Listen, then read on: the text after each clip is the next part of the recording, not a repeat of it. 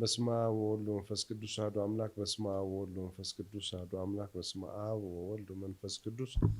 አሐዱ አምላክ በክርስቶስ ክርስቲያን ተባልኩም ደቂ እግዚአብሔር ናማ አምላክ ወላዲት አምላክ ናቃል ኪዳን ውሉዳት ከመይ ጸኒሕካቶም ቤተሰብ ገዛ አብርሃም ቁፅሪ 2 ብዝሓለፈ ምስ መምህር እስራኤል ኮይንና እፀበለስ ልምንታይ አትፈጢራ ርኢና ኢና እዚ እንደገና አምላክና ኢየሱስ ክርስቶስ ወይም እግዚአብሔር بعد أب سماي خوين كدحنا الله خالص لمنتاي وريدا دوينا استمرو نجار ملكوت مسرت غيرنا نمهر لهم عنتي اوزي او ሃይማኖት ትኩረት ይገር ከዝለ ደጋግምና ኢና መረክትና ንሕልፍ ሞ መሰረታዊ ስለልኾነ መሰረተ እምነት ይልባል ዶግማ ይባልና እዚ እንድሕር ፈሊጥና ተረዲና ኮይና ለባዕልናም ለቤተሰብናም ለሃገርናም ህዝብናም ክነድሕን ንኸዲና ሞ ናምድሓን ጉዳይ ስለልኾነ ከትኩርደለ መምህር እስራኤል አምላክና እግዚአብሔር ኣብ ሰማይ ኮይኑ ከድሕነና አላ ካለሲ ለምንታይ መጻ ዛ ጥያቄ ብዙሕ ሰባት ይጥይቁዎ እዮም ቱ ጎይታስ እግዚአብሔር ካብ ሰማይ ወሪዱ ናብ መሬት ዝፈጸሞ ነገራት ብደንብ ልሕለ ይተረድእናስ ታይልይዎ እግዚአብሔር ሰማይ ኮይኑስ በቃ ድሕንኹም ደይብለና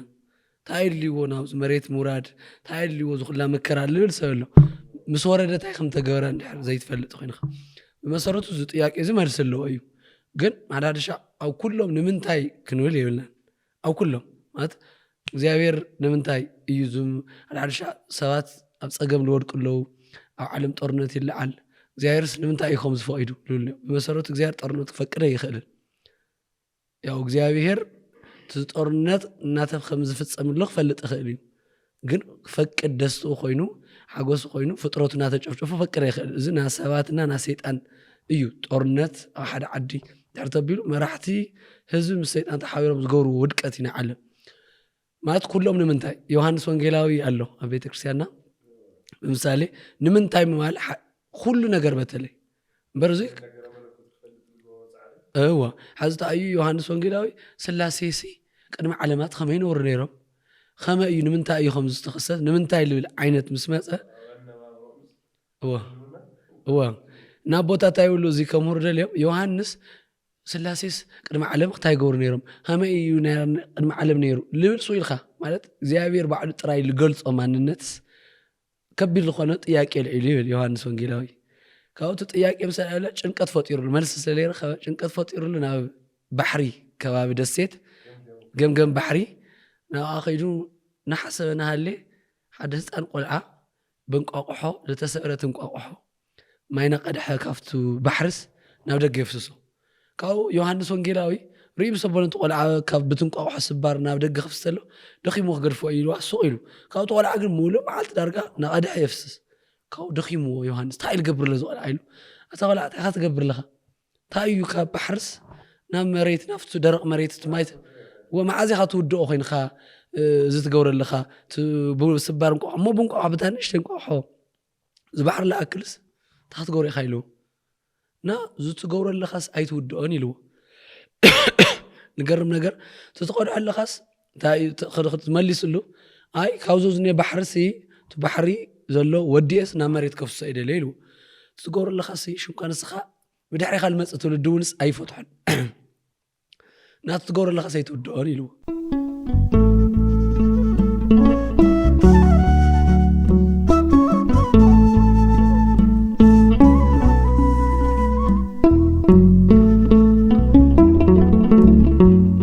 سلام جزا ورحم قصر خلتا ياو عمل فلت قال እግዚአብሔር ببزح መልኩ ይስፋፋሐለ እዩ ግን ብልበለጸ ናግላው ህይወትና መንፈሳዊ ህይወትና ክረስተኻኸል ንደሊ ብዙሕ መልኩ መንፈሳዊ አገልግሎት እንደሊ ሰባት ያው መምሪያ ሬድ ታይ ግልጋሎት ከምንህብ ክገልጽልና እዮም መምህር ብዛዕባ ገዛ አብርሃም ቁጽልታ የጀሚርና ኢና አፍት ግልጋሎት እሱ ከዓ ዝደሊ ብግሊ ግልጋሎት ዝደሊሎሞ ታይታ ኢና ነገልግልና እስቲ هو ممر إسرائيل أنا بتعاملنا لا تحجسنا متعنا لا تحجسنا بزح حساب سلحدار أي فلتي بقمتي المرأة بقمت لا تفاتحة تشجري خزجين زو جزء أبراهام مستخفت له بخراج الجالوت مستجمرة كله لا أنا من رجال جميري جزء لحصرنا له نفسنا أتجنر لنا دستني حجساتنا هذا اللي يسمعوا من تانك سمعوا أو قدم حدار للقوم أحوات حصة عيو ካብ ሕፀላ ሓዳር ሃመይኹም ትሸጋገሩ ልብልዎ ፍቅሪ እንታይ ማለት እዩ ስምዒ እንታይ እዩ ብሃመይ ክትበስሉ ይግበአኩም እዩ ሓዳር ክትኣትዩ ተለኹም ና ወዲ ፀባይ ና ወዲ ባህሪ ከመይ እዩ ጓል እንታይ ትፈቲ እንታይ ትፀልእ ዝመሳሰሉ ስልጠናታት ንህብ ኢና ተደሊኹም ኣውሮፓ ኣሜሪካ ተኮይንኩም ኣብ ዝተፈላለየ ስቴት ወይ ኣብ ዝተፈላለየ ዓድታት ተኮይንኩም ብዙ መእቲና ስልጠና ምሃብ ንኽእል ኢና ካብኡ ብዝዘለለ እንደገና ፌስ ቱ ፌስ ገጽ ለገጽ ልብል ስልጠና ዓረብ ጊዜ ንጅምር ኢና ላተመዝገውኩም ቱ ስልጠና ሱ ተግኒ ትኽእሉ ኢኹም እንታይ ዓይነት ስልጠና ላሕፀ ተወፅሒ ለሓዳር ተሓስዊ ወዲ ተባዕታይን ጓል ኣንስተይቲን ምሳና ስልጠና ተወስዱ ማለት እዩ ሰልጥንኩም ተማሂርኩም ሓዳር ለሰተረ ሓዳር ክትነብሩ ምንታን ካሊእ ብመንፈሳዊ ህይወትኩም ክትዓብዩ ምንታን መንፈሳዊ ዕቤት ተኣዩ ልብሎ ብዙሕ ሰብ ግራ ይኣትዩ እዩ እናታይ የጋጥመኒ ሎ ምክሪ ኣገልግሎት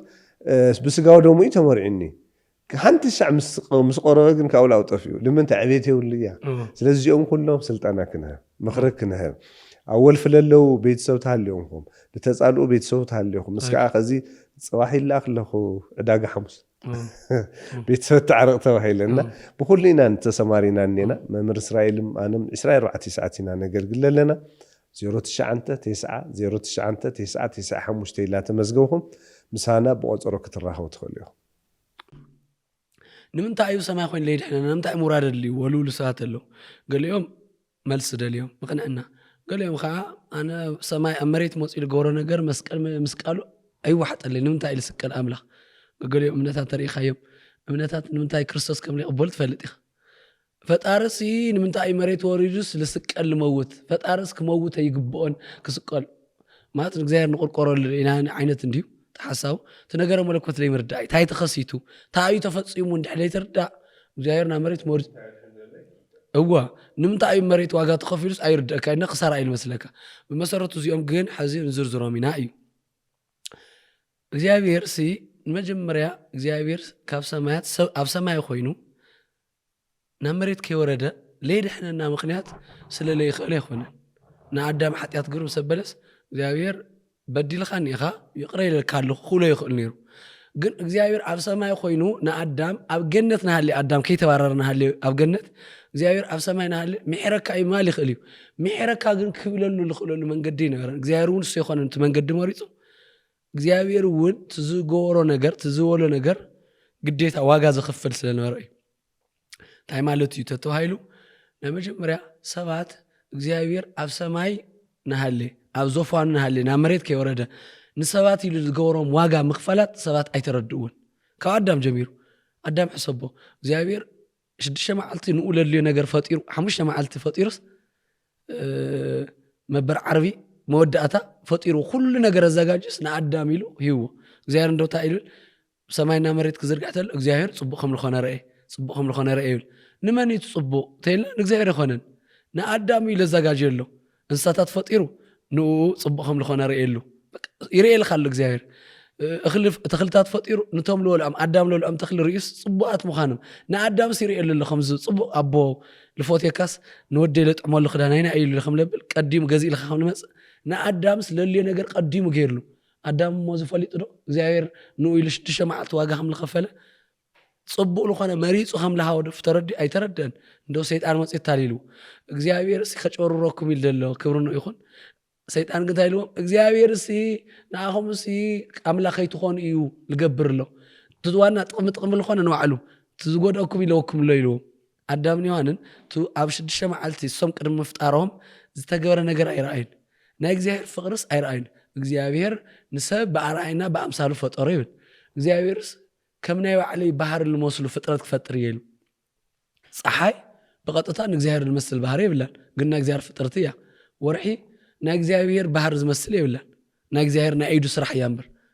እግዚአብሔር ግን ንሰብ ክፈጥር ተሎስ ከም ባዕለይ ኣርኣያና ኣምሳል ክፈጥሮም ኢሉ እግዚአብሔር ንሰብ ብኣርኣያ ብኣምሳል ይፈጢርዎ እግዚአብሔር ህያው እዩ ንሰባት ለይሞቱ ገይሩ ፈጢርዎም ካብታ ሽዒታ ህይወት ጀሚሮም ኣይሞቱን እግዚአብሔር ነፃ ፈቃድ ኣሎ ንኦም ነፃ ፈቃድ ሂቦም እግዚአብሔር ይውስን እዩ ሰብ እውን ዝውስን ገይሩ እግዚአብሔር ና ሰማይ ና ምድሪ ንጉስ እዩ ና ሰማይ ንጉስ ኣዳም ከዓ ና ምድሪ ንጉስ ገይርዎ ብሙሉ ነገር ይካፊልዎ ኣዳም ሞ ተረዲእዎ ዶ ኣይተረድኦን ስለዚ እግዚአብሔር ኣብ ሰማይ ኮይኑ ዝገበሮም ነገራት ሰባት ክርድእዎ ስለለይከኣሉ እግዚአብሔር ኣብ ሰማይ ዝተፈጸመ ሚስጥራት ኾነ ንሰባት ተውሃብ ዋጋ ሰባት ክርድእዎ ስለለይኽኣሉና ናይ እግዚአብሔር ፀረ ኮይኖም ምስ ሰይጣን ተሓዊሮም ኣብ ገነት እፀበለ ስለ ዝበልዑ ስለለዓመፁ እግዚአብሔር ተሓሲቡ ኣብ ሰማይ ዝተኸፈለ ዋጋ ሰባት ኣይተረድኦምን። ስለዚ ኣብ መሬት ከዓ ከምኦም ስጋ ለቢሰ ከምኦም ተመላሊሰ ተዋጋ ተኸፊለስ ክርድኦም ደይኾን እግዚአብሔር ንሰባት ዘለዎ ፍቕሪ ዕላማስ ክርድኦ ደይኾን ንኽብል እዩ ሓደ መምልፅ። ስለዚ እዩ ተተባሂሉ ሰባት ኣብ ሰማይ ልገብሮ ናይ እግዚአብሔር ፍቕሪ ስለለይተረድኦም እግዚአብሔር ናብዚ መሬት ሰባት ነብርዎ ዓለም ብናይ ሰባት ኣተሓሳስባ እምሮ ብናቶም ልክዕ መፅኡ ኣብዚ ዓለም እዚ ብሰብ ቁመት ብሰብ ገፅ ብሰብ መንገዲ ከም ሰብ ናበልዐ ኣብ መሬት ተመላሊሱ መፅኡ። ልገርመካ እንደው ሊቃውንቲ እንታይ ይብሉ ኢየሱስ ክርስቶስ ዕለተ ሐሙስ ኣሎ ጎይታ ክስቀል ተሎ ናብ መወዳእታ መዓልቲ ንክስቀል መፅኦም ኣይሁድ መፅኦም ንክሕዝዎ ናብ መወዳእታ መዓልቲ ዕለተ ሐሙስ ትበሃል ጎይታ ንሃዋርያት ቁርባን ምስ ቀበሎም ቦይኑ ኸይዱ ናብ ጌተ ሰማኒ ኸይዱ በኺዩ ይብል። ንምንታይ በኺዩ ይብሉ ሊቃውንቲ ክናገሩ ተሎ ክርስቶስ ንምንታይ በኺዩ ልበኺዩሉ ምክንያት ብጣዕሚ ልገርም እግዚአብሔር ልክዕ ሓንቲ ጓል ኣንስተይቲ ዝኾነ ወዲ ይብድላ እሞ ብዙሕ ነገር ትፅዕረሉ ወይ ኣፍቃሪ ዝኾነ ወዲስ ፍቅሪ ርድኦ ልሰብ ክስእ እንተሎ ይበኪ። ኣነ ኮ እዛ ቆልዓ ብጣዕሚ እየ ለፍቅራ ወይ እታ ጓል ኣንስተይቲ ተፍቅሮቶ ኮይና እሞ ልጎድኣ ኣሎ ተኮይኑስ ኣነ እዛ ቆልዓ እዚኣስ ክንደይ ነገር እየ ደክብ ኣለኹ እታ ኮይና ኣለይ ትርድአኒ ኢሉ ይበኪ። እግዚአብሔር ናብዚ ኩላ መፅኡ ናብ መሬት 30 ዓመት ሰብ ኮይኑ ዋጋ ከፊሉ እሞ ንክስቀል ንፅባሒቱ ዓርቢ ስቕለት እዩ ንክስቀል ናብ መወዳእታ ሐሙስ መዓልቲ በኺዩ ለኺ መዓልቲ ሰባት ክሳብ ሕዚ ፍቕረይ ተረዳእኹም በይዛኹም ፍቕረይ ተረድእዎ እዩ። ተሕዚ ኣነ ኣምላኽ ኮይነ ግን ምስ ኣምላኽነተይ ለይስማዕማዕ መስቀል ክስቀል ክመውት ኣለኹ ትሙማት ስማዕምዐኒ ኮይኑ ኣይኮነን። ኣነ ባህርየ ለይመዋት እዩ ግን ንኣኹም ክብል መዋት ስጋ ሒዘ እና ክሳብ መስቀል ክሽከም ንፈቅድ ኣለኹ ናትኩም ፍቕሪ እዩ በይዛኹም ፍቕረይ ተረድኡኒ እዩ። ሰባት ልገርመካ ፍቕሩ ከይተረድስ ንፅባሕ ክሰቕልዎ እዮም ዝዘጋጀሉ ኣይሁድ ጎመድ ሒዞም ገለ ሒዞምስ ይመፁ ኣለዉ እዮም ይርኡ ኣለዉ ግን በኺዩላ ንዛ ዓለም እዚኣ ንኢየሩሳሌም በኺላ ብዕለተ ሰንበት ነታ ከተማ ንዓልጠቃላይ ንሰባት ከዓ በኺሎም ንምንታይ እዩ ተባሂሉ ፍቕሩ ክርድእዎ ይኽኣሉ። ሓደ ሓደ ሰዓት ፍቕርካ ክርዳእ ብዙሕ ነገር ፃዕርካሉ ሰብስ ከይተረድእ ልኸብል ተሎ ብሓውሲ ሓዘኔታ ትበኪ ንኡኢለስ ብዙሕ እየ ዋጋ ከፊለ እንታይ ኮይኑ ኢለ ይርድኦ ትብል እሞ ሰብ ግን ጨካን ይኾነልኻ ኣብ ሓዳር ኮስ ይፈልጣ እየን ደቂ ኣንስትዮ ይፈልጣ እየን ለፍቅሮኦም ወዲ ተኸብልዎ እንተለዉ ዘፍቅራ ወዲ ብጣዕሚ እሱ ዘፍቅራ ብጣዕሚ ክተቸግሮ ተላ ፍቕሩ ዘይትርድአሉ ንኣይሉ ቅርሺ ተምፀ ንኣይሉ ዝኾነ ዋጋ ተብልስ ምንም ፍቕሪ ለይተሪኦ ጓል ራሻ ይበኪ ወዲ ተሰሚዕዎ ኮ ይበኪ። ሰብ እንድሕር መሪርዎ ልበክስ ኣምላኽ እውን በኺዩ ብትስጋ ኣለዎ ሰብ በኺዩ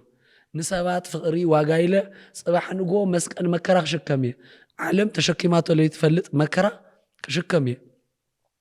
ዝገርም ግን ትፍቕረይ ሕዚ እውን ኣይትርድኦን ብምባል ሰባት በይዛኹም ፍቕረይ ተረድእዎ ንኣኹም ክፍል ዋጋ ከፊሉ እዩ ንማል ልክ ከምዚ ዮሃንስ ወንጌል ምዕራፍ 3 ቁጥሪ 16 እግዚአብሔር ኣብልስ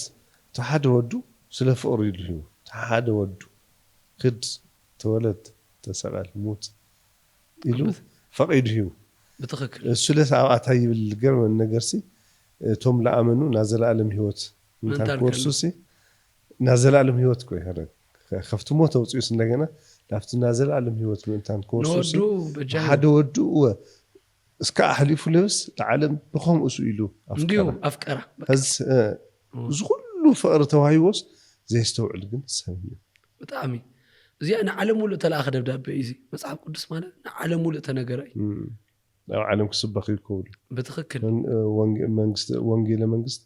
ምእንታን ሰባት ናይ ህይወት ዘለዓለም ህይወት ክበዝሐልኩም እየ መፅአ ኢሉ ባዕሉ ክርስቶስ ኣቦኡ ምእንታን ህይወት ክበዝሐልና ወዲ ልኢኽዎ ባዕሉ ትወዱ መፅኢ ከዓ ክርስቶስ ታይልና ምእንታን ህይወት ክበዝሐልኩም ይብል ገርመካ ኮይ እስኻ ምእንታን ክትነብር ልመውት ሰብ የለን ታሃልዮም ብጭንቂ ኢሉ ጳውሎስ ሮሜ 5 ሰብ ምናልባት ይልክዎ ንዘፍቅሮ ሰብ እሞ ንዝጠቕሞ ሰብ ዋጋ ከፍል እዩ ሓንቲ ዶ ምናልባት እወ ኢሉ ግን ንዝጠቕሞ እዩ ተሞት ኩሉሲ ወደ እዩ ኢሉ ልሓስብ ወይ ልኾነ ስለ ሓጢአተኛ ልሞት እግዚአብሔር ግን ስለ ሓጢአተኛ ስለ ጸላኢ ልሞት ለየለን ይብል ንሕና ሰባት ንእግዚአብሔር ጸላእቱ ኢና ነርና አንሕናማ ለሰብ ልበደለና እሰይ ይወሉ ኢና ንብል ወደ እሱ ግን ጸላእቱ ኮይና ብሓጢአትናስ ግን እሱ ይፍቅረና هو بጣዕሚ ይገርም حاجه ታዩዚ بمسرتاونت فقرو أف سماي كل فوق صمم نيرو تاريخ حز أف سماي فقرو بحساب قليصو أيو بحساب تأيو እግዚአብሔር نأدب كل ነገር አዘጋጅሉ بحساب እግዚአብሔር ወድሰብ በመፍጠሩ ጓልን ወድን ገይርዎ የሚልሙ ደስ ጽቡቅ ምኻም ለኾነ ረአይ ይብል ወድና ጓል መስፈጠረ እንስሳታት መስፈጠረ ሰብ መስፈጠረ በሐሳቡ ደስ ይልዎ እግዚአብሔር በሐሳቡ እግዚአብሔር ናአና ለልዕላማ ጽቦይ በቃሉ እንደገና ንግበር ይሉ ሰብ በአርአያና በአምሳሊና እንደገና ሰብ በአርአያና በአምሳልና ንፍጠር ይሉ በቃሉ እንደገና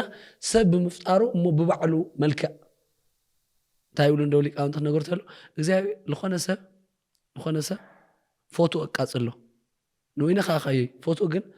እንቱ ፎለሉ ወይ ድማ አቃጽሎ ይናደድ ንምንታይ ምስሉ እዩ እግዚአብሔርስ በምስሉ ይህብካ ምስሉ እሱ ጥራይ ኾነን ባዕሉ ለፈጠረን እንስሳታት በሙሉ ናይ ዓለም ፍጥረት እንስሳ ፈጢሩስ ንአዳም ምጽወን ይውና ስም ወጸለን ይሉ ስም ተውጻና በጣም ተሐጉሰንሲ ደስ ትለኒ ስም ከውጽተሉ አዳምስ እግዚአብሔር ይርዮ ነበር እዋ ሃታይ ተልድም እዩ ልገርመካ ኮይ ሓዝስ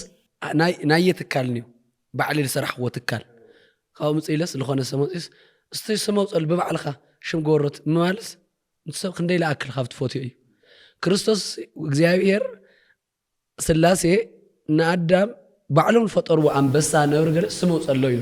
ስመውጻ አክቹዋሊ ናይ ባዕልኻ ኢኻ ባዕልኻ ጥረኻዮ ነገር ባዕልኻ ኢኻ ሽም ተውጸሉ ባዕልኻ ኢኻ ብትካልኻ ኢኻ ስም ትገብሮ ብራንድ ቶ ወለኾነ ትካል ተሃሊቀስ በባዕልኻ ሽም ናይ ባዕልኻ እዩ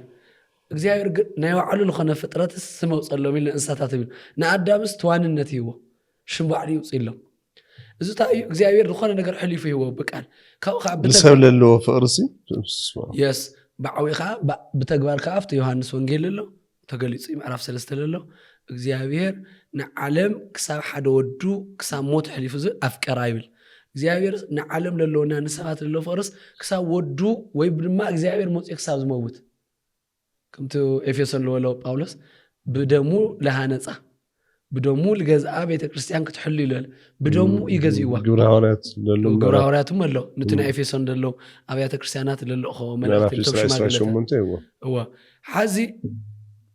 መሰረታዊ ልበሃል ነጥቢ አውዚ ክንሪኦ ለለና እግዚአብሔር ናቱ ፍቅሪ ተፈትዩና ሓሊፉ እዩ መጀመሪያ በቃል ካው በሐሳው ለፍቅሩስ ገሊጽና ዳሕሩም በተግባር አረጋግጡ ይፈቅሩ እግዚአብሔር ንሰባት ለሎ ዕላማ ታይ ተታዋል ግልጽ መጽሐፍ ቅዱስ ገንጽ ይልኸረዩ እግዚአብሔር ንሰባት ለሎ ዕላማ ፍቅሩ እዩ ተጠፊኹም ለክመልሰኩም ይሉ እሱ ካብ ዙፋኑ መጽዩ አድሒንና ናፍቱ ወደቀ ዓለም መጽዩ ሰባት ግን ፍቅሩ ናይ እግዚአብሔር ክርድዎ ይኽአሉን ናይ እግዚአብሔር ፍቅሪ ተፈትዩና ሓሊፉ እዩ ማንም ዓለም ክምስክሮ ይኽእልሽ እንኳን ሰብ ሰይጣን ኳስ እግዚአብሔር ንሰባት ለሎ ከመይ ተይልሞ ፍቅሩ ይትፈልጥ እንዲኹም ይብል ሰይጣን ኳይ ምስክሮ ኢና እግዚአብሔር ፍቅሪ ሰባት ክንደይ ለኣክል እግዚአብሔር ከም ለፍቅሮም ሰይጣን እውን ይፈልጥ ሽንኳን ንሕና ስለዚህ እግዚአብሔር ንምንታይ እዩ ካብ ሰማያት ናብ መሬት ወሪዱ ተተዋሂሉ እግዚአብሔር ኣብ ሰማያት ኮይኑ ኣብ ሰማያት ክኸውን ተሎ ሰባት መብዛሕትኡ ናይ እግዚአብሔር ፍቅሪ ክርድኡ ይኽኣሉ እግዚአብሔር ብዝበለጸ እግዚአብሔር ንኣና ለሎ ፍቅሪ ዕላማ ንገልጽ ግዴታ ኣብዚ መሬት መሪጹስ ፍቅሪ ከም ለፍቅሪ ከም ንረዳልና አልዓዛር ክመውት ተሎ በኺሉ ይብል መንያታ ማርታን ማርያምን እዋ ክሞተለስ ሰብ ክመውተለስ ሓዘኑ በቃ መከራ ከምቲ ሰሎሞን ለወሎ እግዚአብሔርስ ሞተ ይፈጠረን ሰባት እዮም ጸዊዖሞ ክፋእ ሰባት ሲ ሞት ጸዊዖሞና ህይወት ከምል መጽሐፍ ጥበብ ምዕራፍ 3 በባዕልና ክፋት ከም ለምጻና እዩ ሞት እንዲሁ ሞትስ ባዕልና ከም ለምጻና እዩ ንምግላጽ በኺል አልዓዛር ክመውተሎ ካልኢኻ 12 ዓመት ደም ፈሳ ነበረ ንኣኸድሕን ኢሉ እንደገና ከዓ ንክንዲ ዓመታት በይና ሰውታ ልሞታ ነበረ ሰበይቲ ምጽኢሉ ኣብ ዒላማ ይኮይኑ ፍተ ዮሐንስ ወንጌል ምዕራፍ 4 ደሎ ኣቲ ሰበይቲ ማይ ባስቲኒ ኢልዋ ንምንታይ ጎይታ ከምኡ ኢልዋ ሰብስ ኣይትጠቕሚ ስኺ ትረብሒ ሰብ ይኾኑ ኺን ኮያ ትበሃል ነይራ ፍቲ ሳምራዊት ሰበይቲ ጎይታ ግን ትረብሒ ኢኺ ኣብ ዓለም ትርጉም ለኪ ይኽእልስ ማይ ሃብኒ ኢልዋ ደገፍ ኮዩ ሓገዝ ይጥይቃሉ ማንም ሰብ ናብ ሓገዝ ይጥይቕ ነይሩ ሽንኳን ብናታ ጎማ ማይ ክሰት ይኾን እስራኤላውያን ከም ርግምቲ እዮም ዝቆፅርዋ ተስፋ ቆሪጽ ኣብ ትመላለስሉ ህይወት ንኣኺ ወዲ ንኣኺ ልመስል ሰብ ከድሕን የመጽየ ካብቲ ሰማያት ሸውዓተ መንበራይ ካብቲ ነዊሕ መወዳእታ ዘይብሉ ሰማያት سنتقنا أوزخ مسألة أوز عالم زي كريستوس كل جرمك كم سب صحي وقعوه كم سب طميوه كم سب أجري خلنيرو كم سب كل سب لقط ما نجر مكانات قبله نمت أيو أنا فوتوكم يوم بق مساهم سلخنا واجا خفلي كويو أنا حد نسمع تاريخ له أنا هم عينت بزح لهم بيخونهم تنا علم أكفنا وقعتنا علم طورنت حد وقعت هذه عرفته هايلو وصيلك ويتوقعي طورنت أنا مس عرفت إيه الخد بينهم عرفت يسي منك حق زومي عرفت أيو هذا وصيلي عرفي توهايلو تناوق ميدا حكيم أنا مس عرفت إيه الخد كموت تخينا مس عرفت إيه كحق زوم تخينا اللمبر أنا وزيريك حكم قصليك حكم كل أجري وقعات النخلص عرفتي طورنت قبله لخوان أيو موسان أيو أفتو وقس مسرتها ولا بعد طيب قال لك أنهم زي وسنت لبها له سوات الصمت راي لخلوه مسارح له أكتوالي ناطورنا تاريخ بزح نحاز نبلو لنا كما حسب ذكر على لخوان خلي برسنال قلنا بيت كريستيان ودك التاريخي وقعت سوات مسودق ولا مصوت أواي قن أنا تاريخ نافقر هيوتي خرد أكادلي تفقرس السو وساني وقس لنا ورا توقيس نعرفتيس هم زي دش قلب بهاللك دش قلب بهال وساني ايو نتوم وتادرات شفاني خطو سخواغا خفيلخ نا انا ندحرج فولكم عرفتيكم موت يوم الخيدو هم عين السماء الناس تخاف له تفوق رمسي واغا يخاف للخ كم الموتنا نطقميت هايتين نخيولو يموتوا لو تايل بهالو تراديشنال لو توفيت له حدا تاريخ تايل ناغزير فقر نمرداس تايلو بوتات እግዚአብሔር ሲብሉ ከሙርተለኩም እግዚአብሔር ሲብሉ ታሪክ ገልጾተሉስ ናአዳም ኃጢአት ምስገበረ ናሞት ሞት ሞት ይኻ ይልዎ በሊዕ ኸያ ኸሞ ሞት ሞት ሞት ይኻ ይልዎ ካው አዳም በኺዩ ጎይታይ መሐረን ይሉ በኺዩ ካው እግዚአብሔር በክልተ ነገር ተጨኒቁ ማለት ከም ሰብሰብኛ እናናገር ለና ከም ሰብሰብ በሓደ ገጽ ለጨነቆታ እዩ አዳም ይበክሎ ሶኢላ ተፈሪደሉ ሞት ፍርዲ በቃ ይፈልጥ እንተለ ይበክሎ ይሉ ከምዚ ይወሃቦ እንደገና ከአይሉ እንደገና ከአ ችግሬው በቃ አይትሞት ጸገሜው ለይትሞት ይሉ እግዚአብሔር አብ ሰማያት ሰው ይላል ይቦለኻ ና እግዚአብሔር ፍርድ እዩ ልጣመምለው ምክንያቱ እግዚአብሔር ፍቅሩና ፍርዱ ከስማዕ ዕደል ይብሉ ፍቅሩ ንአዳም ይረራይ ከር ዕደል እዩ በሓደ ገጽን ካአፉ ጽዎ ካአፉ ጽዎ ማለት ኢለያ ይሉ ህልኸኛ ሰው አይነት ኮይኑ ይኾን ክብሩ ነው ይኾን እግዚአብሔር ግን تزغور عدام حطيات واغو موتي كيتولع لتهان ነገር ጥሒሱ ይበልዩ ናቱ ትእዛዝ ዘፈሮሰ ዋጉ ሞቲ ግዴታ ሞቲ ዋጉ ናይት ድስቶር عدام حطيات ምክንያቱ እግዚአብሔር ይዓሚጹ ትዝገወሮ በአጠቃላይም ዓመጽ ተመለዩ ነቱ ዝኸፈለ ና ትዝገወሮ عدام ወንጀል ሞቲ ዋጉ ስለዚህ እግዚአብሔር ታይሉ ናአዳም ትሞቲ ኻይልዎ አዳም ግን በኺ ስለዚህ ጎይታ ክልተ ነገር ገብር በሓደ ገጽ ናአዳም ክምሕረደልዩ በሓደ ገጽ ግን تا موت ختموت يخال ولا نجر كفصم عدلو كاو تا غير وايل تا محرتنا قدام هو تا سخا ابخ تعرف نورت موت جن انا خشكم اي بك انا واغا خفل اي مخنياتو صراحه خي حطيات موت يلخفل انا خفل اي جن سخات محريخ سخان محرت ركبي خايلو زين دو تاي قلت موسيقى هما يوزي هما مالس بعلو لي خفل قدام تاتي و اغزاير زوللو قدام እግዚአብሔር ከመን ይخبالتሎ ታሪክ ለሐደ ታሪክ ነግረካ ናፍቷና ነጥብ خلخل ኣብ ሓደ ዓድሲ ንጉስ ምስ ጸላኢ ሃገር ውግ ገጢሙ ኣብ እስራኤል ትራዲሽን ዝነገር ኣብ እስራኤል ውግ ምስ ጸላኢቲ ዓዲ ብጣዕሚ ከጥቅዑ ወልዶሊ ኩፋት ጎረቤት ረኺዩ ምስኦም ኩሉ ሻዕ ይታናኸሉ ካብ ክወርዎ ምዃኑ ፈሊጡ كورو غرويت كورو مفلات مسبله توم وانا جنرالات اكيو او غزو افت بيت منكس صويو كتقعنا يدليلهم كيتقعناتهم صلاتنا نحنا قدمنا نطقع يوم الى اكيو همي مون غبر يلوم تم جنرالات مستاكو ليتي دقيسونا هلم نطقعمينا يلوم تسمعوا مشي يلوم ليت اتيناس دقيسونا هل نطقعمينا نهالي كاوز غرب الشيلوم وديومنا هلو بليت انقاسقسخو تلو توم صلاتي زي بحريوم زي لمادوس تطوي لهم صنيحهم كاو بليت الموصو وقعهم كاو تاخم لخونسي بليت وداقينا غنسوم ليل مادوس تطوي لهم صنيحمنا من نغيرو مستحاله دنقيص زنوس انا احنا الناس خطخمنا وستنغاغيرنا خميلو فليطوم تزغاجم صنيحمنا زرو مبركة لا أقاط أمخون خلي مبركة لا نمكرته هايلو مبركة لا عندنا خاء مشق أفت مايل ستيو نا مايل ستيو بوتا أنتم متدرات السبينا نتقع من على النسبة أنتم متدرات أفتح شيء تاماي نا إلى ماي كي خدو كل شيء عمل خدو أغني خدو كابك أتنقص تناديدو زخوانه سب مستريح اللي في اللؤيو كوانا مستريح اللي في اللؤيو بر تزجاجهم صنعنا له قلت يخونا نيلو أبي الكاو تاجيرو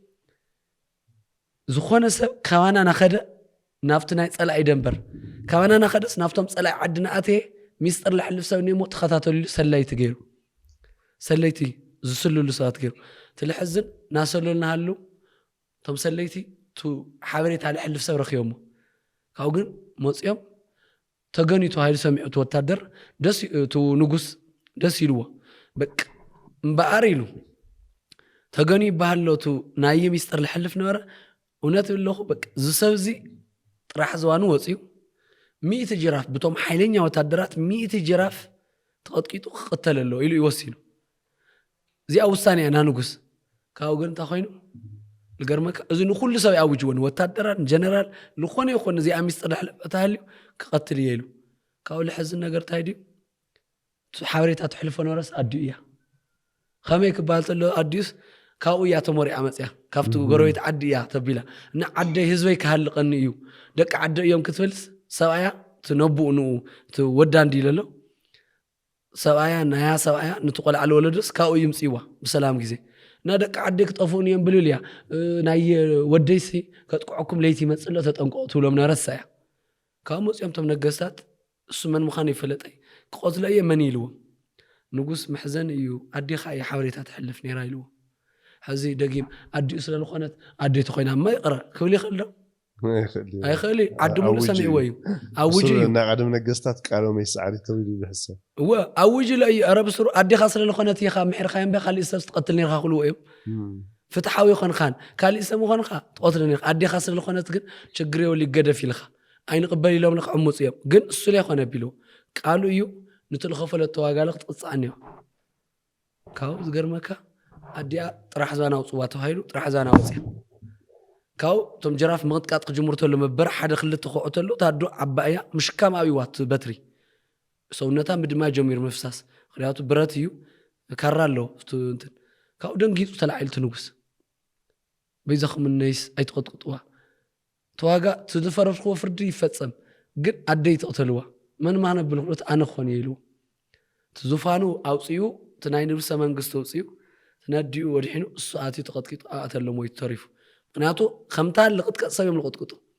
100 ጀራፍ ተበጽሕካስ ሟቲኽ ብናቶም ቅጥቀጣና ከምታ ለፍረድ እዮም ንጉስ ስለሆነ ተጠንቀቀማ ይቅጥቀጡ ናታይ ይብል ትሊቅ ነገር ተለው እግዚአብሔር ለፈጸማ ለቃምዚ አዴኻ ለኾነ ፍርድ ፈሪድ ኻስ ግን አዴኻ ኮይናትካ ግን ትፈጽማ ይኽ አዴኻ እንድሕር ዚናትካ ግን ባዕልኻ ኢኻ ትኸፍላ እምበር ኣይትምሕራን ምክንያቱ ሕጊ ተፈጺሙ ግን ታይ መስሎም ገገለም ሰዓት እግዚአብሔር ሲ ይብሉ ያው መሳኺን ስለልኾኑ እሞ እግዚአብሔር እኮ እዩ እግዚአብሔር ሲ ከመይሉ እሞ ካብ ሰማያት ወሪዱስ አምላኽ ዋጋ ይደኸፍል ፈጣርስ ከመይሉ ክሞት ይብሉ ገርበካ ኮይ ፈጣርስ ከመይሉ እሞ ክሞት ኢልኩም ተሓስቡ ፈጣርስ ክሳብ ክንድስ ዋጋ ከፍል ይኽእልን ይብሉ نزيا حدا اللي كتايب اللي خنقرت له خما مثال التقص سمع استيلو حدثي نغسيو او بيت منغسي مسقول اጫወትني مس ودو مسلفوت يودس ناتا ጫወታ ያው ቤተ መንግስት ፈልጥ ይኻ ቤተ መንግስቲ ባስካሎ መሐመሲ ሩዋሎ ገለ እና መስወዱ አጣራዋ ናታ ጫወተና አለስ ተቆልዓ ልጻኒዩ ድንገት ናፍትሮዋ ናማያትዩ مساعتي تنقص مسود يجعل نيرو توم وتدرات الحق لهم يوم مسود يجعل نيرو ناتود دنقت شرتي تو نفط بحري نفط رواه مساعتي سي وأنا نقصيه تخديني اللي خل لبس منقصيو قليلوس عاتنيلو ويد ما دق وتدرات ساتهم أتا ولادي عاتلو من عصوة يبل رايلو وديو ترى يقبر مسخداني توري رياتي مخنياتو تيلخم وديو يبل تليك خنا قرتلو مخنياتو ودونا بحر مساعتيس وتدرات كسب بيت منقص أويس أتا وتدرات أنا كانوا جزئنا بحر ياتيوا ودينا ما ياتيلو ما يستلو خموت دليمون عيلو وتدرات كسالو صوا عيص بين تايدا يقبر بعلو مسكدانو مسلوسو خميل ولا جرما منقصتو ورقلوسو نابل تورير وديد حد እግዚአብሔር እውን ሳይ ገይሩ ሰባት ንሕና ናይ እግዚአብሔር ውላዳት ኢና ሰባት ጠፊኦም ለድሕኖም ሰብ ምስተስኣነ እግዚአብሔር ባዕሉ ወሪዱ ንምንታይ ሰብ እግዚአብሔር ባዕሉ ከይወረደ ሰማይ ከይወረደ ንምንታይ ብሰብ ቀጥታ ገይሩ ይመስለካ ንምንታይ ሰብ ለይድሕኖ እግዚአብሔር ካብ ሰማይ ከይወረደ ሰብ ባዕሉ ንሰብ ይድሕኖ ኢሉ ንምንታይ ካልእ ሰብ ለይሰደደ ምክንያቱ ይብሎ ቦታት ሰብ ንሰብ ከድሕኖ ኣይኽእልን ምክንያቱ ኩሉ ወንጀለኛ ኮይኑ ነይሩ ሃመይ ክበሃል ተሎ ሓደ ሰብ ሲ እስር ቤት ኣነ ኣብ እስር ቤት ኣሲረኒ ይኹንል ሓደ ሰብ እስር ቤት ኣትዩ ካብታ ይብለን መምህር እስራኤል ያው ስኻ ወንጀል ሰሪሕካ ኣቲኻ ግን ኣነ ዋሕስ ክኾነልካ እየ ፀገም የሉ ከውፀካ እትልኒ ንኸይዱስ መምህር እስራኤል ውፅዎ ኣነ ዋሕስ ኮነ እትልስ ታይብሎቶም ፖላዊስ ንባዕልኻ እሱር ኢኻ ሓወይ ንባዕልኻ መን ክዋሕሰካ ንባዕልኻ እሱር ኢኻ እሱር ንእሱር ኣይዋሕሶን ንባዕልኻ ብናይ ባዕልኻ ኬዝ እስር ቤት ኣቲኻ ኢኻ ንባዕልኻ ኳስ ዋሕስ የድለካ እዩ ስለዚ ንኡ ዋሕስ ክኾነ ልኽእል ንፁይ ክኾነ ኣሎ እዮም ኢሎም ይኽልክልዎ ስለዚ ሰብ ንሰብ ከየድሕኖ እግዚአብሔር ሰማይ ኮይኑ ኩሉ በዓል ዕዳ እዩ ኩሉ እሱር እዩ ብሓጢያት መላእክቲ ከይልኽዎ ከዓ መላእክቲ ከይመፁ ናይ ሰብ ተፈጥሮ የብሎም ኣይሓሙን ኣይሞቱን ሞዋት ባህር የብሎምን ስለዚ መን ከድሕኖ ልኽእል ሰብ ንሰብ ከድሕኖ ልኽእል እግዚአብሔር ጥራይ ሰላም ጥዕና ሃበልና እዩ ቤተሰብ ገዛ ኣብርሃም ቁፅር 2 ኣብዚ ወርሒ እዚ ሰፊሕ ናይ ምክር ኣገልግሎት ሰሪሕና ኢና ብዙሓት ሰብ ሓዳር ተዓሪቕና ኢና ላ ሓዳር ክሸጋገሩ ልደልዩ ብፍላይ እንደገና ኣውሮፓ ኣሜሪካ ብዙ ምላእትና ስልጠና ንህብለና ኢና ላ ሓዳር ነብቅዕ ኣለና ኢና ኣብ ወልፊ ለለዉ ሰባት ይምዝገቡ ኣለዉ ካብ ወልፊ ብሃሚና ንወፅእ ልብል እዚ ወዲ እዚ ካብዚ ብዝለለ መንፈሳዊ ህይወትኩም ክንዕቢ ምክሪ ኣገልግሎት ስለልጀመርና ብ09909995 ኢላ ደወልኩም ምክሪ ኣገልግሎት ክትረኸቡ ትኽእሉ ኢኹም ስለዚ ኣንሕና ኩሉ ሻዕ ድልዋት ኢና ለኣኻትኩም ክነገልግል ኣነን መምህር እስራኤል እኔና 24 ሰዓት ሓቂ ሊቃውንቲ ለለታ ይብሉሲ ይመስለካ መምህር እስራኤል ኣብ ባንክ ዋላ ዕዳ ለለዎ ሰብሲ ንካሊእ ሰብ ዋሓስ ክኾነ ይኽእል ንምንታይ ስሉ ባዕሉ በዓል ዕዳ እዩ እዚ መጀመርያ ካብ ዕዳኡ ነፃ ክወፅእ እኒኦ ከምኡ ትኮይኑ እዚ በዓል ዕዳ ንበዓል ዕዳ ዋሓስ ወይም ደሞ ካሊእ ጋራንቲ ይህወን ስለዚ ካብኡ እዙይስ ዝኣብነት እዙይሲ ደቂ ሰባት ከድሕኑ ኣይኽእሉ ተኻሊእ እንደገና መላእክቲ መፅኦም ነድሕኑ ድዓ መላእክቲ ተላእክቲ እዮም ክበሃል ተሎ እግዚአብሔር ሲ ኣብ ዘፍጥረት ምዕራፍ 3 ቁፅሪ 19 ሓመድ ይኸምኡ ሓመድ ትምለስ ይኸይድዎ ኣቀዲሙ እንደገና ካብ ሓመድ ፈጠሮ መን ዘፍጥረት ምዕራፍ 2 ቁፅሪ 7 ነግኒ እግዚአብሔር ካብ ሓመድ ኣልዒልዎ መሊሱ እንደገና ንሓመድ መሊስዎ ተመሊሱ ካብ ሓመድ ከልዕሎ ልኽእል ፈጣሪኡ ጥራሕ መላእክቲ ዝፈጥሩ ዶ ኣይኽእሉ እዚ መላእክቲ የላእኸ ይብሉ ሊቃውንቲ ሓዚ እዚአን መፂና ኣለና ሓዚ ግን ዓባይ ነጥቢ እሞሲ ንምንታይ ሰብ ምዃን ኣድልይዎ እያ ዓባይ ነጥቢ ሕዚ ሰብ ምዃን ዘድልዮ ብ4 ምክንያት እዩ ሰብ ግዴታ ክኾን ኣለዎ ሓዚ 4 ምክንያታት ክንርኢ ኣለና መጀመርያ ኣምላኽሲ ካሊእ ለይ ምኾነ ንምንታይ ሰብ ምዃን ተይሉ መጀመርያ እግዚአብሔር ሰብ ክኾን ለገደዶ ምክንያት ሓደ ሓጢአት ተፈጸመ ብሰብ እዩ ስለዚ ብሰብነት እዩ ሓጢአት ተሰሪሑ ኣዳም ስጋ ለዊሱ ብሰውነቱ እዩ ሓጢአት ሰሪሕዎ እሱ ጥራይ ኣይኮነን ሰይጣን እውን ንኣዳም ክስሕቶ ተሎ ብናይ ስጋ ተመን ተሸፊኑ ኣታሊሉ ብጥበብ ሰይጣንስ ብናይ ስጋ ተመን ተለዊሱ ኣውዲቕዎ ኣዳም ለወደቐ እውን ብስጋ እዩ ቀንጢዩ በሊዕዋ ሰይጣን እውን ብስጋ ተመን እዩ ኣታሊሉ እግዚአብሔር ከዓ ነቲ ና ሰይጣን ጥበብ ክሽሕር ይብል ቃል በቃል ኮ ይልገልጽ ና ሰይጣን ክፍኣት ናይ ሰይጣን ስራሕ ምእንታን ከፍርስ ና ሰይጣን ጥበብ ባዶ ምእንታን ገብር እግዚአብሔር ከዓ እቲ ሰይጣን ተጠቀመላ ጥበብ ኣነ ኮ ብልህ እየ ገነት ለኣክል ኣትየስ ንኣዳም ኒዋን ለውደቅኩ እየ ልብል ትምክሕቲ ነይሩ እንዲዩ ሰይጣን ኣነስ ኣብ ለኣቶ ከዓ ኣትየስ ከውድቆ ልኽእል ፍጥረስ ቀሊል እዩ ኣነ ምንም ኢሉ ሰይጣን ለባሚ እየ ፈላጥ እየ ልብሎ ነበረ ትምክሕቲ ናብ ዜሮ እዩ ገይርዎ ሰይጣን ባዕሉ ገሚቱ ይፈልጥን ገገሊኦም ና ሰይጣን እውቀት ይለሎ ፈጣርስ ሰብ ክኾነ ይኽእል ልብሉ ሰባት መስኪንለት እዩ ሓዚ ግን ጎይታት ኣይልዎ ሰይጣን ኳስ እግዚአብሔር ሰብ ኮይኑ ክመፀኒ ኢለ ይገመተን እግዚአብሔር ና ሰብ ስጋ ለዊሱ መፅዩ እቲ ሰማያዊ ኣምላኽ ይፈልጦ እዩ ሰይጣንስ እግዚአብሔር ኣብ ዙፋኑ ኮይኑ ይፈልጦ እዩ ተሓያለ ኣምላኽስ ከመይ ኢሉ እሞ ንሰባት ከድሕኒ ኢሉ ተራ ኮይኑ ክመፅእ ኣይኽእል ኢሉ ትዕቢተኛ ስለዝኾነ ሰይጣን ናይ እግዚአብሔር ትሕትና ክርዳእ ይኽእል ገገሊኦም ሰባት ትዕቢተኛ ዝኾኑ ሰባት ትሑት ሰብ ንምንታይ ከም ለገረሞም ትፈልጥ ዲኻ ንምንታይስ ክሳብ ክንዲ ዝትሒቱ ኣነ ንዓይ ውርደት እዩ ንምንታይ ከምዚ ዓይነት ጥዑይ ዝኾነ ሰብ ይብሉ ብጣዕሚ ትምክሕተኛ ስለዝኾኑ ብጣዕሚ ትሑት ዝኾነ ሰብ ኣይቕበሉ ወይ ትዕቢተኛ ሰባት ንምንታይ ኣነ እዚ ይቕበለይ ክሳብ ክንዲ ዘኒ ሰብ ኢልካ ዋጋ ክፈል ይብልኻ ሰይጣን ትዕቢተኛ ሰነ ናይ እግዚኣብሔር ትሕትና ክርድኦ ኢኻ ይባዕሉ ስለዚ መጀመርያ ብስጋ ሰብ እያ ተሰሪሓት ሓጢኣት ከምዚ ቀዳማይ ዮሃንስ ምዕራፍ 3 ቁጥሪ 8 ትልብለና ትክክል ዲያብሎስ ስራሕ ክፍረስስ ወዲ እግዚኣብሔር ብስጋ ተገለጸሉ ትክክል ስለዚ እግዚኣብሔር ብስጋ ኣይተሰሪሑት ሓጢኣት ሕዚ እቲ ስጋ ልበደለ ኣካል እቲ ናይ ኣዳም ስጋ ሓጢኣተኛ ዶ ኮይኑሎ ሓጢኣት ሰሪሑ ሕዚ እቲ ናይ ኣዳም ስጋ ቅዱስ ክኾንና ንጹህ ክገብሮ እቲ ዳግማይ ኣዳም ክገብሮ ናብቲ ነበሮ ክብሪ ክመልሰሉ ንጽድቂ ንሓጢኣት ዝስማዕማዕ ሰውነት ኮይኑ ናይ ኣዳም ክርስቶስ ከዓ ዳግማይ ኣዳም ኮይኑ ንጽድቂ ዝስማዕማዕ ሰውነት ነቲ ሰውነት ቅዱሶ ምእንታን ለዊስዎ ምክንያቱ ስጋ ተረጊሙ እዩ ነይሩ እቲ ስጋ ስለተረገመ እቲ ስጋ ክቅደስ ኣለዎ ተቐዲሱ ከዓ ኣምላክ ክወሃድ ኣሎ ስለዚ ክባርኸሉ ኣብ ማህፀን ሓዲሩ ኣብ ማህፀን ዝነበረ መንፈስ ጋኔን ኣብ እኖታት ማህፀን ኣትየ ዝቆራነ ይነበረ ነቶም ቆልዑ ዝቆራነዮም መንፈስ ሓድሮም ነበረ ክርስቶስ ኣብ ማህፀን ብምሕዳር ነቶም ማህፀናት ባሪኽውን ናዶታት ማህፀን ደጊም ናይ እግዚኣብሔር መንፈስ መስርሒ ገይርዎ ካብኡ ከዓ ብዓብዩ ብልበለፀ እቲ ታሪክ ዝገልፀልና እንታይ ተባሂሉ ክርስቶስ ኣፍታ ነጥብሳ ብስጋ ዝተሰርሐ ሓጢኣት ብረኸሰ ስጋ ነቲ ስጋ ክቅድስ ስጋ ግዴታ ክለብስ ነይሩ እሞዚ ሰብ ክገብሮ ይኽእል ዶ ማንም ሰብ እዋ ሰብ ምኾነ ግን እዚኣ ጥራይ ድያ እኽልቲ ድያ ምክንያት ኣሰብ ለገሮት ኣይኮነቲ እዚኣ ጥራይ ኮነታ ምክንያት ካልእቲ ክመውት ኣሎ ንምንታይ እዩ ክመውት ግዴታ ሰብ ክኸውን ኣሎ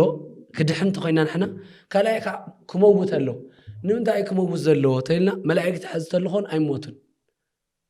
ሕያዋን እዮም ዘላ ሕያዋን እዮም እግዚኣብሔር ግን ንሰብ ዝፈጠረ ባዕሉ እዩ ስጋ ባዕሉ ናይ ባዕሉ ስጋ ናይ ሰብ ስጋ ኣምፅኡ ናብ ባዕሉ ከዋህዶ ልኽእል እሱ እዩ ሞት ዝፈረደሉ ለሰብ ትክክል ስለዚ ንምንታይ ሞዋት ክኾነ ድልይዎ ተይልና ታ ሓጢኣት ዋጋ ሞት እያ ነይራ ኣዳም ንሰርሐ ሓጢኣት ሞት እያ ትኽፍል ግዴታ ክርስቶስ ሰብ ምዃን ጥራይ እኹለ ይነበረ ግዴታ ክመውት ኣሎ ምክንያቱ እቲ ሒሳብ ኣምታይ እያ ትኽፈላ ኣዳም ዝኸፈላ ዋግኡ ዝገበረ ሓጢኣት تا لسرا حتيات موت للخون واجا أدم خفلا يدلين نمتى بخيو محرن نيلو ساز أدم دحلي خفلا خا እግዚአብሔር ናቱ ስጋ ተሸኪሙ ሰው ኮይኑ ታሱ ዝኸፍላ ነበረት ሞት እሱ ሞት አለው ስለዚህ ያ ክሞት ልኸልዩ ሙማት ሙእኽል ዲዩ አይኾነን ሐሳብ ሳይክን መጽና ክልት የንጥራ ይኹል ይኾነን ሙዋት ኾነሎ ግን ከዓ ንጹህ ኾነሎ ምክንያቱ ይብል ተንክልተ ማንም ሰብ ገብረን ይኽእል ኣነ ክገብረን ይኽእል ታይተይለ ሰው ክኾነ ይኽእል ሰብየም ክሞውትም ይኽእል ዝኾነ ኣካል ተመሪጡ ሞት ክባሃል ነይሩ ግን ትሞቱ ናይቱ ዝመውት ሰብ ንጹህ ሓጢኣት ዘይብሉ ኣብ ቅድሚ ኣምላኽ ነቲ ሓጢኣት ከሰርር ልኽእል ንጹህ ሰብ ክኾነ ኣሎ እዚ ከዓ ካብ ሰብ ተኣልሹ ኣይተረኸበን ኩሉ ወንጀለኛ ኮይኖምቱ ኩሉ ናብ ባንክ ዕዳል ኣሎ ኩሉ እስር ኮይኑ ብሓጢኣት ስለዚ ሰብ ሙማት ክኽእል ኾን እዩ ግን ንጹህ ዝኾነ ሰብ ተሳኢኑ ንጹህ ሞዋት የለን ኩሉ ወንጀለኛ ሰብ እግዚአብሔር ጥራይ ንጹህ ክኾን ልኽእል መላእክት እኮ ንጹሃን እዮም ግን ክሞቱ ባህርዮም ሞዋት ይኾን ክሞቱ ይኽእሉ ስለዚ ኩላ ለማ ለኣመን ይተልና ክሳሕ እዚ ናሰብ ባህሪ ክዋሃድ ልኽእል እግዚአብሔር እዩ ክመውት ዝኽእል ብባህሪኡ እኳ ሞዋት ዝተለይኾነ ሞዋት ስጋ ክሽከም ልኽእል እግዚአብሔር እዩ ንጹህ ክኾን ልኽእል ታሳልሰይቲ ክሕዛ ልኽእል በዓል እግዚአብሔር እዩ ዘርኢ ደቂ ኣዳም ተንክልተ መማልኡ ነይሮም ሰብ ምዃን እውን ሙማት እውን ግን ንጹሃን ምዃን ስለለይኽእሉ እግዚአብሔር ግዴታ ሰብ ምዃን ኣድልይዎ ካብ ሰማያት ክወርድ ኣድልይዎ ስለዚ ንጹህ ክኾን ኣሎ እንታይ ማለት ክበሃል ተሎ ንጹህ ኮይኑ ኣብ ቅድሚ እግዚአብሔር ሲ ነቱ ናይ ኣዳም ውድቀት ኣብ ዓለም ሙሉእ ተገይሩ ነበረ ሓጢኣት ካብ ኣዳም ጀሚሩ ክሳብ ክርስቶስ ዝመጽእ ኣዳም ዓለም ሙሉእ ብሓጢኣት ተጫማለቆትሉ መንገዲ ንኡ ክሽፍን ዝኽእል ንኡ ከጽርዮ ልኽእል ሓደ ከቢድ ረስሓት ክዳን ኣምጽእ ብጣዕሚ ልጀልገደ ረስሕ ዝኾነ ክዳን ሶይልካ ብቐሊል ሳምና ኣይተብሎን ببزح سامنا تطقيمخا صوري عين سامنا مصيخه تملسا سوري خا زيربح سامنا تغيرخا كن او تلي اللبل نتني علم مولى حطيات كوغدو الخيل بلش على له خللو تاي مالتي كبالتلو حزنا امنت مالتي ببلو كيدان اباغي يوم الحرود نيرو نمتاي مواغي الحرود نغيزيو ካብ መቕዘፍቲ ይስውር ነይሮም ግዜያዊ ሓጢኣት ይስውር ነይሮም ግን ንምንታይ ጎይታሲ ኣባጊዕ ንሓረደ ለይቅፅል ሰብ ሓጢኣት ይገብር ኣባጊዕ ይስውእ ስኢሉ ንምንታይ ለይቀፀለ ምክንያቱ ኣዳም ኮነ ኢሉ ሓጢኣት ሰሪሑ ትበጊዕ ምንም ዝፈልጦ ነገር የብሉን በጊዕ እዩ ዝፈልጦ የብሉን ኣይመጣጠን ኣዳም ኮነ ኢሉ ሓጢኣት ዝገብረሎ እቶም ኣባጊዕ እንስሳታት እዮም ተዋጋ ስኢሎም ዋጋ ዝኸፍሉ ካልኣይ ኢለ እቲ ናይ ኣዳም ሓጢኣት ናይቲ በጊዕ ሙማት ከወግዶ ይኽእል ናይ ኣዳም ዘራ ኣዳም ሓጢኣት ሲ ብሓንቲ በጊዕ ብምሕራድ ኣይስርን እግዚኣብሔር ንግዚኡ ዘቕመጦ መፍትሄ እዩ ነይሩ ናይ ኣዳም ሓጢኣት ብሓደ ሚዛን ናይ ክርስቶስ ንጽህነት ኣምላኽነቱ ብሓደ ሚዛን ተቐሚጥኻ ናመን ይብርትዕ ይመስለካ ናይ ኣዳም ናይ ሓጢኣት ናይ ዘራ ኣዳም ጀሚሩ ኩሉ ዓለም ዝሰርሖ ሓጢኣት ኣብ ሓደ ሚዛን ተቕምጦሞ ክርስቶስ ንጽህኑና ኣምላኽነቱ ከዓ ብሓደ ተቕምጦ መን የሸንፍ ና ክርስቶስ ንጽህነት የሸንፍ ንኣ ስለ ዝኾነት እያ ኣምላኽነቱ ንጽህነቱ ነቲ ናይ ዓለም ረስሓት ብምሉእ ክሽፍኖ ይኽእል እዩ ስለዚ ኣምላኽ ንጹህ እዩ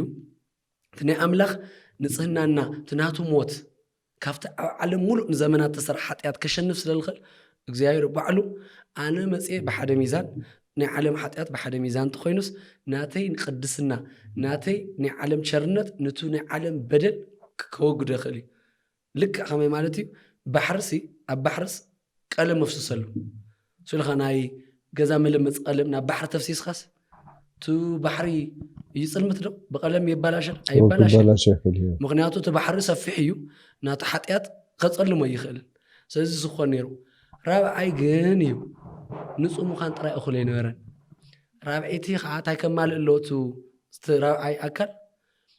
ሞይቱ ዝለዓል ከሎ ሞት ልስዕር ክኾን ኣሎ ንምንታይ ተባሂልና ሰብ ምዃን ዝኽእል ማንም ብዙሕ ሰብ እዩ ክመውት ዝኽእል መዓት ክህሉ እዩ ንጹህ ኣይርከብን ግን ከዓ ንጹህ ብጭንቂ ምተረኸበ ከም ዝለካ ኣለኹ እግዚኣብሔር ዝኾነ ሓጢኣት ለየብሉ መበል ታራብዒቲ ግን ሞይቱ ልለዓል ክኾን ኣሎ ማንም ከዓ ሞይቱ ክለዓል ዝኽእል የለን ሞት ክስዕር ስለዚ እንታይ ዋስትና ትወሃብላ እዚኣ ኣዳም ሰቢኻ ብሓጢኣትካ መቕፃዕኹኻ ግን ንጹህ ይኮንከን ብዓብዪ ከዓ ሞይትካ ትለዓለ ይትኽእልን ኣነ ሂወት ዝፈጠርኩ ኣነ እየ ሞት ክፅውዕ ዝኽእል ናብ ባዕለይ ባዕለ እየ ሞት ካብቲ ናይ ሞትነት ከዓ ተላዒለ ህያው ክገብሮ ዝኽእል ባዕለይ ንባዕለይ ከልዕል ዝኽእል ባዕሉ እግዚኣብሔር ጥራይ ባዕሉ ንባዕሉ ክልዕል ኣብ ቤተክርስትያን ሓዚ ሞት ለልዕሉ ቅዱሳን ኣለዉ ሞት ለልዕሉ ብእግዚኣብሔር ሓይሊ እዩ ማንም ቅዱስ ብቐጥታ ሞተ የልዕልን ንእግዚኣብሔር ጸሎት ገይሩ ጎይታይ እዛ ነፍሲ እዚኣስ መሓራ ልዕላ ኢሉ እዩ ክርስቶስ ግን ሞት ከልዕል ተሎ ብባዕሉ ስልጣን እዩ ኣታጎስ ተልዓል ይብለካ ካብ ሞት ልዓል ንሙታን የልዕል ነይሩ ምክንያቱ ሞት ክእዝዝ ዝኽእል ካብ ሙህያዋን ካብ ሙታን ዝፀዊዑ ሂወት ክበካ ዝኽእል ባዕሉ እዩ ንሰባት ሂወት ከምልዎም ባዕሉ እውን ሂወት እዩ ንባዕሉ ሂወት ዘርእዩ ብባዕሉ ይኮ ተላዒሉ ኣብ ሳልሳይ መዓልቲ ኮይ መግነዝ ፍትሑለይ መቃብር ክፈትሁለይ ከይበለ ተስኣትብል መቃብር ባዕሉስ ብሕቱም እዩ ዝኾነ ክፈትሉ እንኳሕኩሕው ዝኾነ መላእክት እኳስ ኣብቲ ርእሲ እምኒ እዮም ጠጠው ኢሎም እምበር እግዚኣብሔር ካብ ሞት ክለዓል ተሎ ክርስቶስ ንማንም ሰብ ኣልዕሉን ይበለን